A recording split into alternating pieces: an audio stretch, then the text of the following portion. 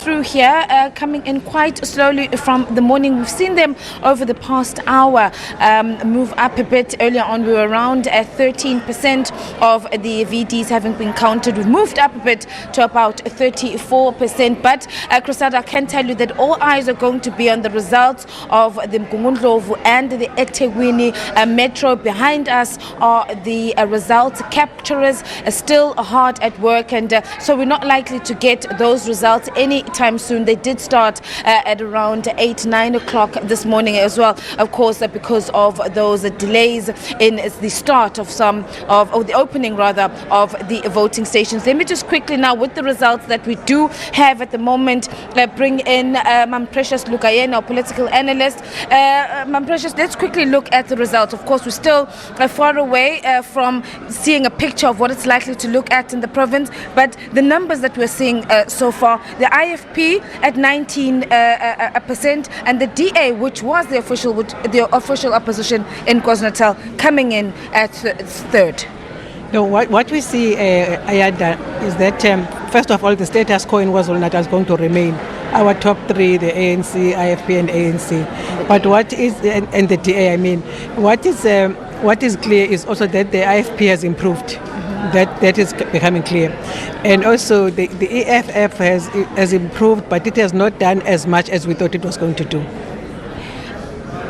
Obviously, what I think is opened up for the EFF, if we look at the numbers at the moment, but I said things are going to change. It's still very, very early here in KZN. The NFP, unfortunately, despite the fact that they tried to come back at this time during this election, we're not seeing them anywhere close the top of at least five parties. We are not seeing them anywhere at the top, but I think the reason is that some of them might have gone back to the ANC or back to the IFP. I think that is why they are not showing up. They are not in the top five at all. Is there anything besides that? I mean, you're saying that the top three parties, the status quo is going to remain. Is there anything that has surprised you at this moment? 31 parties were contesting in KwaZulu-Natal, so that was a record number on its own. What is surprising me is the smaller parties. They know where they are just too small. They got very, very small numbers, but we don't know what is going to happen. But the small parties are those are the people who are surprising me. And the NFP also is a little bit of a surprise, but not that much, because as I say, some of them might have gone back to the IFP or back to the ANC. Some of them have gone to the ANC, that we know. But the smaller parties are disappointing me. The one that disappoints me the most is the Socialist Revolutionary Workers' Party.